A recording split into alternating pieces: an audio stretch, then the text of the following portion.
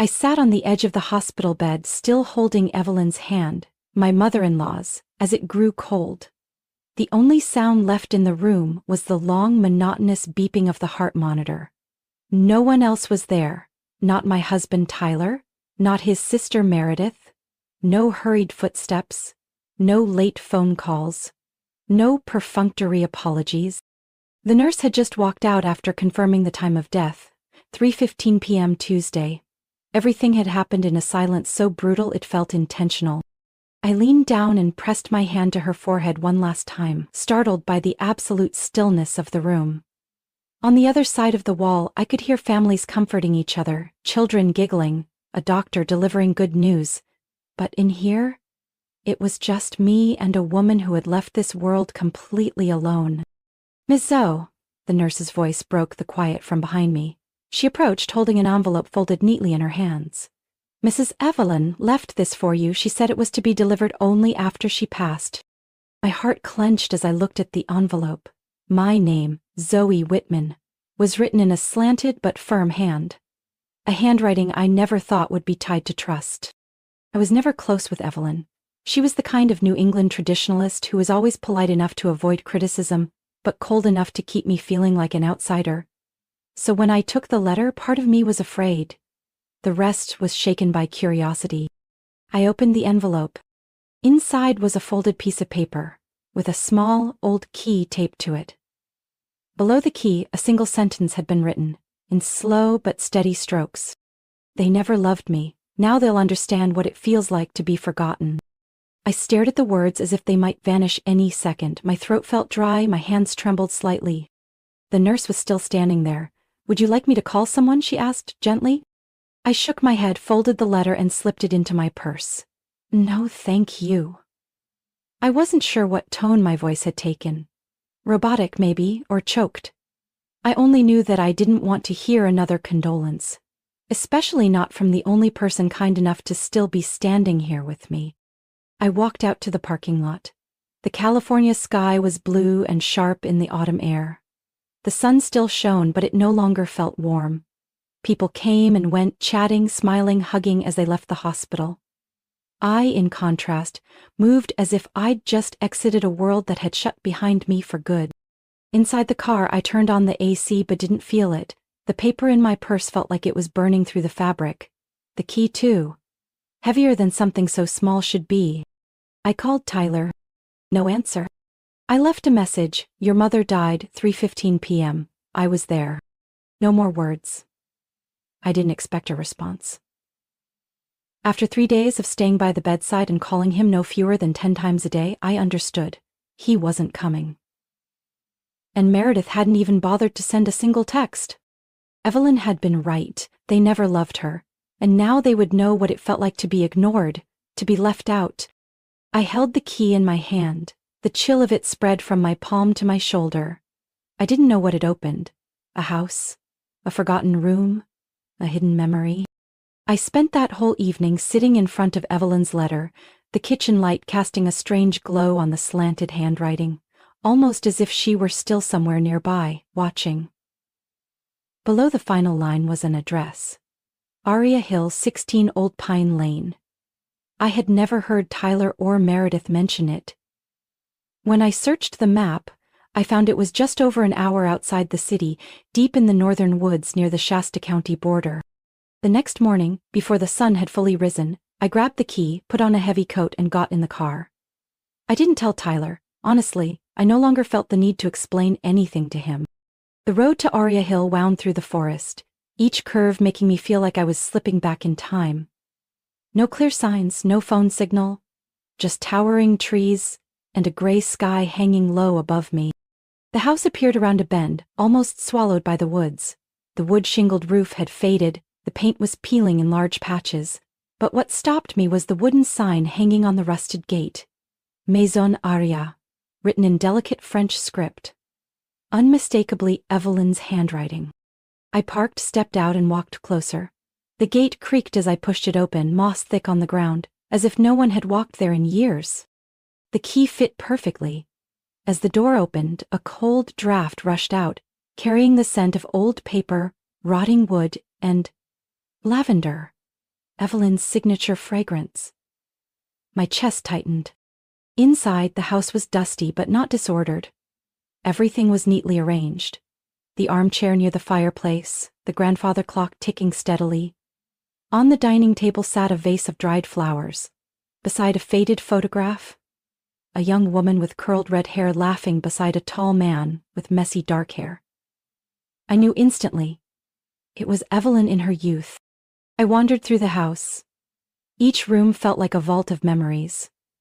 A piano draped in lace, drawers full of sheet music, a small bedroom with a navy bedspread, shelves packed with books. But it was the last room at the end of the hall, the door slightly ajar, that drew me in. On an old wooden desk inside was a cream envelope. On it was written, "To my attorney, Adrian Moore. To be opened only in the presence of Zoe Whitman."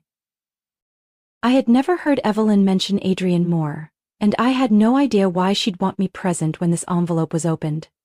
I picked it up, fingertips brushing the dried wax seal. It felt like I was holding a crucial piece of a puzzle I didn't even know I was part of. I didn't open it. Evelyn had been clear. Back in the living room, I sat in the armchair, eyes resting on the painting above the fireplace. A summer meadow in Aria, vivid and bright. In it, a little girl with brown hair stood beside a stream, gazing toward a small house in the distance. I looked closer. The bottom corner of the painting bore a signature. ER 1987. Evelyn Rogers when she was still a woman with dreams and hopes. So why did she abandon this place? And why did she keep it all a secret not even her husband or children knew? That night, I stayed in the cottage. Amid the sound of wind rustling through the shingles and insects humming, I dreamed of Evelyn sitting in this very room, writing something in a notebook. She turned to me and said, her voice like the wind, "Stay long enough, and you'll understand." I woke before dawn, moonlight slanting through the sheer curtain. The letter still sat beside the bed, untouched. But I knew it would unlock a different truth. I returned to the city the next morning, carrying the sealed letter addressed to attorney Adrian Moore. Her office was in a modest but dignified 3-story red brick building in downtown Sacramento. When I entered, a young receptionist took the envelope and disappeared inside. Less than 5 minutes later, a heavy wooden door opened. A woman in her 60s with neatly cropped silver hair gestured for me to come in. "Miss Whitman, I'm Adrian Moore. Please have a seat. Evelyn prepared thoroughly for this day." I sat down in a worn leather chair. Ms. Moore opened the envelope, skimmed the contents, sighed quietly, then pulled out a pre-bound file. "Evelyn requested that the entire family be present for the reading of her will. That includes your husband Tyler and his sister Meredith. I sent them formal notices this morning." The reading took place 2 days later, on a gloomy Thursday afternoon. Tyler and Meredith arrived 5 minutes late, carrying the exact attitude I'd grown used to. Indifferent, self-assured, and faintly contemptuous. "Seriously, what's there to read?" Meredith smirked as she sat down. "Besides a mountain of hospital bills." Tyler said nothing, just gave me a wary look. He hadn't asked me about the cottage or mentioned my 2-day absence. As usual, I guessed he was waiting for me to bring it up, and when I didn't, his patience began to crack. Attorney Moore began reading the document with calm clarity, each word echoing in the quiet room. "I, Evelyn May Rogers, of sound mind and judgment, declare this will on the 10th day of March." I remembered that day. Evelyn had asked me to drive her to an appointment, one I assumed was for a new prescription. I had waited in the car for almost an hour, so this was where she'd gone. Attorney Moore continued, "To my son, Tyler Rogers. I leave the pocket watch that belonged to his father, as he once expressed the desire to pass it on to his own child. May he, if he becomes a father, learn to appreciate the presence of one." Tyler raised an eyebrow. I heard Meredith scoff. "To my daughter, Meredith Jameson, I leave my family recipe book, the one she always mocked as outdated. May she, in her later years, come to understand the value of nurturing someone through a meal instead of cutting words." Meredith snapped, "Ridiculous." Miss Moore looked up, her eyes meeting mine. And to my daughter-in-law Zoe Whitman, I leave the remainder of my estate, including the real property, at 16 Old Pine Lane. All bank accounts, investment portfolios, life insurance policies, and all other personal assets. The room sank into stifling silence. Tyler turned to me, his eyes tight with a fury he hadn't yet unleashed. Meredith slammed her hand on the table. What? She gets everything? All of it? I'm not finished, Ms. Moore said, her voice still calm. The total estimated value of the estate is around $700,000. This includes the historic property at Aria Hill valued at $310,000, investments of approximately $270,000, and a life insurance policy worth $120,000. Meredith stood abruptly, finger pointed at me. This is fake. Evelyn must have been brainwashed. My mother would never leave everything to some outsider like her. Tyler remained standing, shoulders tense. Did you make her do this? He asked. You were with her at the end. What did you say to her? I didn't say anything, I replied, never breaking his gaze. I was simply there. You weren't. Miss Moore pulled out a psychological evaluation and a USB drive from the folder. Evelyn saw an independent psychiatrist a week before signing the will. This document confirms her full mental capacity. She also left a video explaining each decision. If either of you chooses to sue, the court will review everything. Meredith stammered. Tyler lowered his head, hands clenched on his knees. The meeting ended under a heavy silence. I left first, moving with a calmness I didn't know I had. Behind me, Meredith's voice rang out. You won't keep it, I swear. We'll sue. I didn't look back. The more someone clutches and claws, the more they reveal what they're missing inside. 3 weeks after the reading, a yellow envelope arrived at my house, postmarked from Meredith's law firm. Inside was a copy of the lawsuit. Bold headline, Petition to invalidate will due to undue influence and lack of testamentary capacity. I wasn't surprised. The only thing I felt was an odd calm, as if I'd expected this all along and something inside me was whispering, let them try. I called Miss Adrian Moore the next morning. I've been waiting for this call, she said simply. Head to the office. We've got a lot to bring to light. At her office, I was introduced to a new figure, Attorney Julian Marks, a specialist in estate dispute litigation. His face was stern, but his eyes were sharp and intelligent. He placed a small USB on the table and slid a thick stack of documents toward me. We'd been working with Evelyn for over 4 months before her passing. Not only did she undergo a psychiatric evaluation by Dr. Michael Lowenstein, a federally certified mental health expert, she also voluntarily recorded a series of video journals detailing Tyler and Meredith's behavior during the last 2 years of her life. I sat frozen as I took it all in. Would you like to watch it first? Julian asked. I nodded. He plugged the USB into a mini projector. The image appeared, a sunlit room in the nursing home. Evelyn sat upright, her silver hair neatly tied back. Her voice came through clearly without hesitation. January 12th. Tyler called me for the first time in 3 months. He asked if I could wire $2,000 to fix the air conditioner. I said no. He hung up without saying goodbye, then blocked my number for 3 days. The screen cut to another video. Meredith stopped by on Saturday, stayed exactly 10 minutes, brought a cake and left a note. Don't call me again, Mom, I'm busy. She didn't ask how I was feeling. Didn't look at me once on her way out. I couldn't hold back tears as the screen faded to black. On the day of the hearing, it drizzled lightly.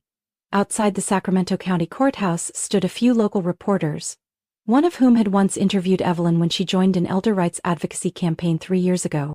Meredith sat at the plaintiff's table, heavily made up but visibly tense. Beside her was Tyler, sharp suit on but eyes dark and sunken. Their attorney, a young man, kept flipping through papers like he was desperate to find a loophole. I sat across from them with Adrian and Julian. On our table were all the documents, psychological evaluations, video files, handwritten letters, and reports from nurses at the care facility where Evelyn had lived. The hearing lasted nearly 2 hours. The plaintiff's attorney tried to argue that Evelyn had been under the influence of medication, that she was confused and easily manipulated, but every claim was dismantled by clear documentation. Evelyn's articulate voice in the videos, and a report from Dr. Lowenstein stating, "The patient is fully lucid, with complete cognitive capacity and clarity in her personal decisions. When Adrian spoke, her voice was low but firm. If there's any lack of clarity here, it's in the selective absence of both children during Evelyn's final years. The court can see that plainly. In the end, the judge ruled to dismiss the claim and ordered Meredith Jameson to pay all court costs, including our legal fees. Meredith was stunned. Tyler slammed his hand against the back of the chair. I simply sat still, quietly placing the documents into my bag. But the battle wasn't over. 2 weeks later, I heard Meredith had been fired from her role as a communications assistant at Congressman Bennett's local office. The media had leaked footage from the courtroom, specifically the part where Adrian emphasized how she had abandoned her own mother. As for Tyler, once a prominent real estate broker, his license had been temporarily revoked after investigators uncovered improper borrowing from clients' funds, exposed during the will dispute's financial audit. Both of them went silent on social media. No more posts, no more vacation photos, no more perfect family. Evelyn hadn't died in vain. She didn't leave behind a fortune for people to fight over. She left behind a message, clear and undeniable. Those who sow neglect will reap oblivion. Tyler showed up at my house 3 days after the judge dismissed Meredith's case. No call, no text. He stood at my front door as if he hadn't vanished on the day his mother died. "Can I come in?" he asked, his voice softer than usual, eyes sunken but still carrying that familiar glint, calculation. I didn't open the door all the way. I leaned against the frame. "What do you want?" "We need to talk, Zoe. About everything. About us." I paused for a few seconds, then stepped back and let him in, not because of any lingering feelings, but because I wanted to see how far he'd take the act this time. He sat on the sofa, the one where Evelyn used to read when she was well. His eyes scanned the room like he was appraising the value of every item. I sat across from him, arms folded. "You know," he began, "things have been awful lately. Meredith went too far. But I always believed you didn't mean any harm. It's just, Mom made those decisions and you got caught in the middle." I said nothing. "I miss us, Zoe. I miss the way you used to play jazz on Sunday mornings, the way you made tea for Mom even when she never thanked you. Maybe we could start over? You keep the house, keep everything if you want. I just need you." He pulled out an envelope. Not flowers, not a ring. A handwritten letter. Maybe his last attempt at appearing sincere? I didn't take it. Instead, I reached into my jacket and pulled out a stamped stack of papers. Divorce papers. Already signed. His expression stiffened. "What is this?" "I signed them 3 weeks ago," I said clearly, each word deliberate. "I was just waiting to see if you'd have the guts to be honest even once." "You didn't. You came here because you know I have everything." His face hardened. "Zoe, don't be stupid. You think living in that old cottage is happiness? Do you know what I've been through these past few weeks? My reputation's gone, my career's suspended, I just need a chance." I stood, placed the divorce papers on the table. "You don't need me. You need money." I opened the door. "That way, Tyler." He didn't leave right away. But after a few seconds of silence, he picked up the envelope and walked out. Never looked back. That night, I lay in the small bed inside the cottage. Moonlight washed across the room, quiet and soft. I pulled Evelyn's final letter from the nightstand drawer. The line I'd read dozens of times. "Do not forgive, let them beg, and then walk away." I tucked the letter into my wallet. The next morning, the first message came from Meredith. "Zoe, please, just hear me out once. I know I'm not perfect, but I'm honestly desperate." A few minutes later came the second message. "My account is overdrawn. My landlord's threatening to evict me. The attorney won't return my calls. Please. If not for me, then for Mom." I stared at the screen for a long time. Then I took a photo of Evelyn's letter and sent it, with a short reply. She said not to. No explanation. I blocked Meredith right after. That afternoon I stopped by Haven House, the new name Adrian and I gave the cottage after we began transforming it into a community center. The windows had been replaced, the staircase repainted in a soft olive green. I watched as neighbors helped each other shelve books, fold tablecloths, and prepared for the first meal we'd serve to elderly residents in the area. An older woman sat on the porch, her eyes sparkling as she recalled memories of Evelyn from church. She used to bake apple pies, so good the kids would line up just for a bite. She laughed, holding my hand. You're just like her, but stronger. I wasn't sure I was as strong as people said. All I knew was this: I chose to stay where others had turned away. And because of that, I found myself. That evening, back in Evelyn's small bedroom, I lit a candle by the window. The breeze came in like a soft touch across my cheek. I breathed slowly, as if my body was finally allowed to relax after a long battle. I named the house Aria Haven, once hidden in an old pine forest, now carrying a new meaning, a safe space for souls the world once forgot. The renovations began right after the court ruling. I used the investment Evelyn left to hire workers to fix the roof, replace the plumbing, and restore each weathered oak door. The old windows were swapped out for clear glass, but I kept the original wooden frames, to preserve a piece of her in every corner. Adrian Moore helped me connect with local nonprofits. Within just 2 months we launched our first program, Sunday Lunch for Elderly Individuals Living Alone. No payment, no sign-ups. They only needed to show up and be welcomed with a smile, a warm seat, and a plate of freshly baked lasagna. An 83-year-old man named Samuel, a retired librarian, told me during our first event, "I live at the end of 9th Street. Since my wife passed, I haven't had anyone to talk to. This is the first time I've eaten lunch with others in 4 months." His voice cracked when he mentioned her name. I served him another piece of garlic bread and simply said, "You're welcome here every week. The table by the window is yours."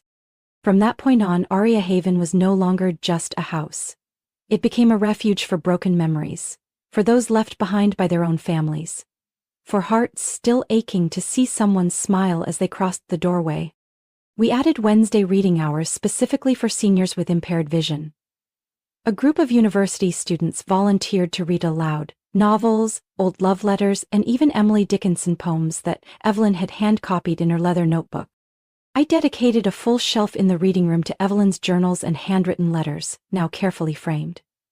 Visitors were surprised by the sharp wit, honesty, and quiet humor in her words. Evelyn, once seen as a cold, distant woman, was now becoming a confidant for dozens of women her age. They left handwritten notes for Miss Evelyn in a small wooden box by her photo. Some tucked in pressed flowers, others embroidered handkerchiefs. One rainy afternoon, Eleanora Evans' old church friend held my hand after tea and said, "Zoe, if Evelyn could see this place, I bet she'd purse her lips and say, 'This is all a bit much.' But I know." She'd be crying inside. On the 6-month anniversary of Aria Haven's opening, we held a small ceremony. No media, no flashy banners, just members of the community, people who lived as quietly as Evelyn once did, now finding each other under a shared roof. I hung a large framed painting in the activity room, drawn by Adrian's granddaughter, depicting a young Evelyn standing beside the old cottage, holding a basket of lavender. Below it, carved into wood, was a single line: "Not everyone who leaves quietly disappears." That night after cleanup, I sat alone in the tiny kitchen, where a faint burn mark still lined the oven from the time Evelyn overbaked an apricot tart. I placed a small frame on the table, a photo of us taken last spring, one of the rare moments she let me hug her for the camera. I whispered, "See? You're not forgotten. And neither is anyone else." Outside the window, the string lights on the porch reflected softly in the glass, like a gentle halo wrapping the house in warmth. 1 year after Evelyn passed, I received an invitation from the California Community Care Coalition asking me to speak at their annual conference on elder abandonment. At first I hesitated. I never saw myself as someone who belonged on a stage. But then I remembered Evelyn's eyes, her journal entries, the faint breeze that always moved through the cottage hallways whenever I opened the community library. I said yes. The conference took place in a spacious hall in San Jose. Soft lights, calm acoustics, dozens of faces from clinics, care homes, and nonprofits across the state. When I stepped onto the stage, the microphone was cold in my hand. For a moment, I thought, Evelyn would hate all this noise. But I also believed, if she saw me standing there, she'd be proud. My name is Zoe Whitman, I began, my voice steadier than I expected. And I'm here today not as a sociologist or a nonprofit director. I'm here as someone who quietly witnessed a woman leave this world alone simply because her children were too busy to turn back. I told Evelyn's story, not with tears but with truth. That she once cooked for the church. That she handwrote holiday cards to every neighbor at Christmas. That she wrapped birthday presents for people who couldn't even remember hers. And then during the last 3 years of her life she was called a burden by her own children. I wasn't just speaking about her, I was speaking about a system that forgets loneliness is an illness. I was speaking about Aria Haven, a place where no one is judged for being too old to start over. I was speaking about the empty chair where Samuel sits every Sunday afternoon, and the first time he cried simply because someone remembered his name. When I finished, the room stayed silent for a few seconds, then the applause began. A week later, I received a call from an editor at Rowan Press.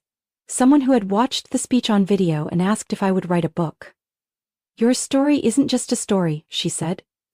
"It's proof that kindness can begin again, with an old house and a heart that didn't give up." I wrote non-stop for 3 months. The book was titled The House on Aria Hill, not just a memory of Evelyn, but a map for anyone who's ever felt left behind. On launch day, I hosted the event right at Aria Haven. No balloons, no banners. Just a wooden tea table, apple pie made from Evelyn's recipe, and the people who once told me I didn't think I had anywhere left to return to. Tyler moved to Arizona 3 months after our divorce was finalized. He remarried a 25-year-old receptionist from his old real estate firm. I heard about it through Adrian. As for Meredith, I heard she now works the night shift at a roadside diner near Redding. Once, Eleonora dropped by on a trip back home and told me Meredith no longer carried that sharp look she used to. "She doesn't meet anyone's eyes," Eleonora said. "It's like she's living in a shadow of her own making." I never replied to their final messages. Not out of hatred, but because Evelyn taught me something. Forgiveness doesn't mean letting people back into your life. I chose to walk forward without looking back. That autumn, I spent 2 days hiking to the top of the hill behind Aria Haven. The one Evelyn wrote about in her journal, where she had dreamed of planting lavender but no longer had the strength to climb. I brought seeds, a small shovel, and patience. I planted the first 5 bushes at sunset, my hands covered in soil, my heart strangely calm. I didn't plant them for Evelyn. I planted them for everyone who was ever forgotten. As I rested under the pine trees, my phone buzzed. It was an invitation from a national organization. They wanted me to be an ambassador for their No One Left Behind campaign. I smiled and looked down at the little cottage nestled at the base of the hill. Once buried in isolation, now glowing in the golden evening light. The 1-year anniversary of Aria Haven was also the day I chose to host a memorial for Evelyn Rogers, the woman who laid the first stone for everything that exists here now, through one final, quiet but powerful act, leaving her legacy to the one person who chose to listen. The sky that day was clear, the autumn sun spreading gently across the lawn behind the cottage, where we'd built a small pinewood stage. More people came than I'd expected. Some had lived beside Evelyn at the care home, others only knew her through the book, and some had sat silently during that courtroom hearing. Now, standing among the crowd, eyes holding something close to regret. The ceremony opened with a jazz piece, Autumn Leaves, the song Evelyn listened to every Sunday morning, according to her nurse. No one spoke during the song, just the wind through the pines and the rustle of dried lavender swaying in baskets like sound waves. I stepped up to the microphone, holding a single sprig of purple lavender. "I used to think Evelyn was cold," I said, my voice steady. "A mother who didn't hug her kids, a quiet, distant old woman. But I was wrong. She wasn't emotionless, she was used to being invisible. And maybe in those final years, Evelyn realized if she didn't rewrite her story, no one else ever would." I raised my hand, and the white cloth hanging from the side wall of the cottage was pulled down.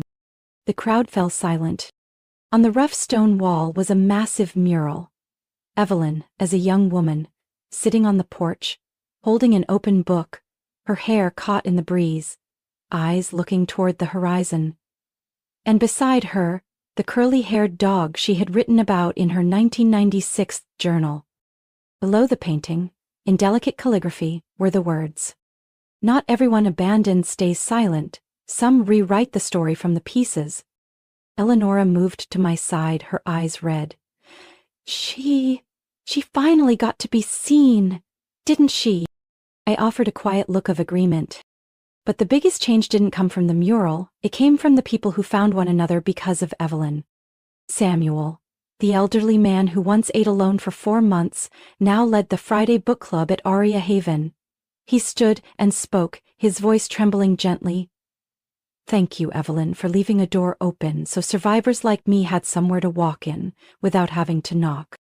And in that moment, standing among them, I understood something more clearly than ever before. Evelyn didn't leave behind wealth. She left behind seeds. And it was her family's cruelty, their abandonment, their silence, that gave those seeds the strength to grow. In me. In everyone who had once been forgotten. That night, after the guests had left and the string lights dimmed across the porch, I stayed alone in the little library. I opened the last drawer. The one where I kept Evelyn's final journal.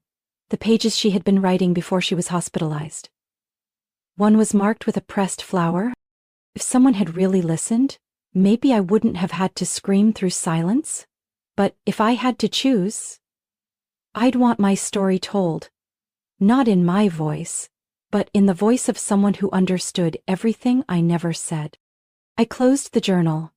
My eyes stayed dry, but my heart was heavy and full. Travis never called again. Eleonora told me he opened a small office in Tucson and now lives quietly with his new wife. No one there seems to know his past. And Meredith, I once saw her in a short news segment about job support programs for women affected by the pandemic. Not as a guest. She was in the line, holding an application form. I didn't call, didn't write. I simply closed the laptop. A year had passed like the final page in a worn book. But I didn't close it. I placed it on the highest shelf in the library, beside the book I'd written about Evelyn, next to the frame of dried lavender crafted by the elderly women in our art group. And I left a small handwritten note in purple ink. "You didn't disappear. You're still living, inside every one of us." And with that, I walked out of the room, gently closed the door behind me, not to end something, but to carry it forward, into a new story, with a new generation. Still echoing the voice of the woman who was once forgotten. Evelyn Rogers. The one who taught me, legacy isn't what we leave behind, it's what we plant. Zoe's story is not just a journey through betrayal and loneliness, it's proof that kindness, though often dismissed, can be reborn and multiplied. In a world that's increasingly hurried and indifferent, Aria Haven has become a symbol of listening, empathy, and healing. Sometimes the most valuable legacy isn't wealth. It's the courage to rewrite the story of someone who was once invisible and turn it into the beginning of many others. What are your thoughts on Zoe's journey and the legacy Evelyn left behind? Share your thoughts in the comments and don't forget to follow the channel for more heartfelt, meaningful stories about family and life.